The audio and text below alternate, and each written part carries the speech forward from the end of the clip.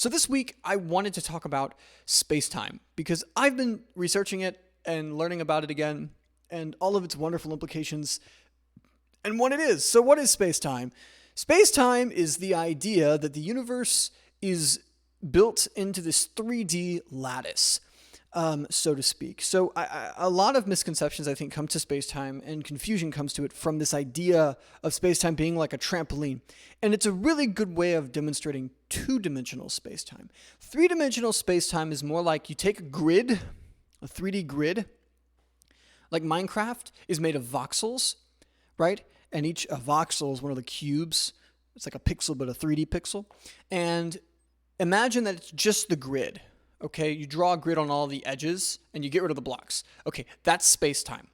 When you put an object inside of this 3D grid, you'll notice that this 3D grid will bend around it. That's basically what space-time is and what Einstein was describing when he wrote his papers on special relativity and on the electrodynamics of waves. I forget the name of the paper, the 1905 paper that talked about it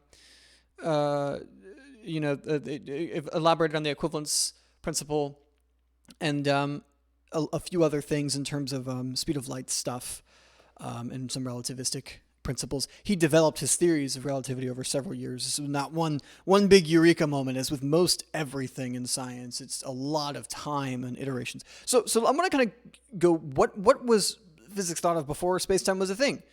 Back then you had what was known as Newtonian Physics, which was just, you drop a thing, it accelerates at a certain speed, kinematics, what have you. Things that are very basic in terms of what we think of as motion. By basic, I mean very intuitive, but very complicated. Because what Newton did was Newton basically came up and said, I'm going to equate the dropping of an apple to the motion of the moon and the stars, and the planets, really. And he connects all these ideas with one unifying idea of how physics works, which is Newtonian physics. So it explains mathematically, okay, you have two objects and they orbit around each other and you have a certain force pulling one of these objects down, but it's moving sideways fast enough where it misses the Earth and goes around in a circle. And that's one of the ideas that he comes up with in a very mathematical way. That's where we get a lot of our calculus things from, which was already in existence in some ways. A German physicist had been working on it, and there were some principles of calculus that had kind of been talked about before Newton elaborated on these things and really brought together all these ideas into the world of physics. And he would have been called a natural philosopher at the time. Physics is a newer term that we use to describe the study of the motion of objects, the underlying fabric of the cosmos at its most fundamental.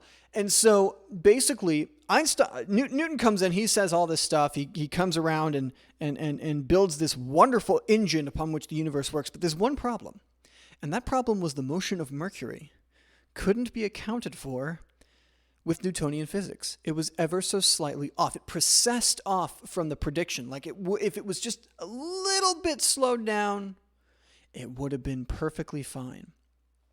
Or sped up, sorry. It would have been perfectly fine. So it was just slightly slower. So Newton writes in the end of this paper, he says, Principia Mathematica, he says, and this is where lies the hand of God. Classic God of the gaps argument that he displays in here. And Einstein comes along and basically blows it all out of the water. He wasn't specifically looking at the Mercurian precession, but his principle of special relativity, the principle that as you approach the speed of light, time begins to dilate for you. And in a calculus, in a mathematical sense, it's a really amazing idea from light cones. And you take a grid of time versus space that you're moving through, and three simultaneous events will appear to happen at different times if you're moving at a higher relative speed to these objects. And it doesn't matter what direction the speed is in, so long as you're not moving away from each other or towards each other.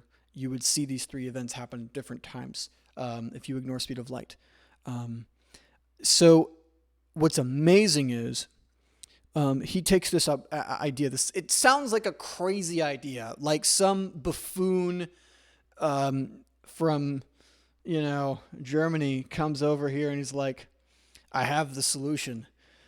Time travel, guys. Time moves different in weird different places. Space, it wraps around everything. The guy sounds like a madman, but I'm pretty sure to the public at the time he would have sounded like a madman, but his ideas and his principles exactly predict what Mercury's orbit would be like. It gets rid of this precession problem. And I love it because it's such a simple problem. It's just small little inconsistency, and it's instantly fixed by what Einstein talks about in relativity. So I guess to be more specific, some interesting things that relativity has allowed us to do later on. Well, that's just a theoretical thing. How does it help us in the modern world? Well, today, relativity allows for timekeeping to be exact and precise. Using the Einsteinian field equations, we can take an atomic clock, launch it on a rocket, and tune that clock to account for the gravitational field difference and really the speed difference, but more than the speed difference of that orbit speed to Earth being something that changes the time dilation, which, by the way, for clarity, when you are in a gravitational field, right? You're here on the Earth, right? We're chilling. We're on the surface.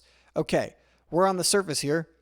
Time is going to move at a different rate for us than someone that's way up in space because they're not in as much of a gravitational field as we're in. This is where the trampoline metaphor works the best, is if you're at the bottom of the trampoline, it's really deep. That well is kind of really, like you stick a bowling ball in the middle of that thing, and it's going to be a very deep well. Time moves at a lot different of a pace there than if you're up on the edge of it. Time will move at a bit of a faster pace. It slows down as you get deeper into a well. Same thing if you go towards the speed of light. It's going to slow down as you go faster. So that's what I mean when I say, these things are moving quickly. That's going to make a time difference. It's going to slow time down, but it's actually sped up way more by the fact that you're further away from the Earth. You're not as much inside that well of gravity. So we can now use Einstein's equations, put them on these atomic clocks, and every geostationary satellite, the ISS, and everyone here on Earth, all our time clocks are synchronized, and you can make GPS work because GPS is really dependent on accurate timekeeping, because if you can't really keep in mind where the thing is in the sky and at what time, and you don't know what time it is on your phone, or on the cell towers next to you, which are also used in GPS whenever it can be. If these guys are not all synced up, it has to make these weird predictions of, where were you at this particular time? And where are you going at this particular time? And where am I in space according to the predictions of where my orbit should be and where everything else is relating to me? Everything needs to be at the same time. Like everything should be synchronized really well. I hope I clarified that effectively. But it's just this amazing world that we've been walked into with relativity. I guess maybe next week I'll talk about quantum mechanics and break everyone's brains. That sounds fun. So yeah, thank you guys for watching this really strange video. Have a nice rest of y'all's week. I'll see you next time.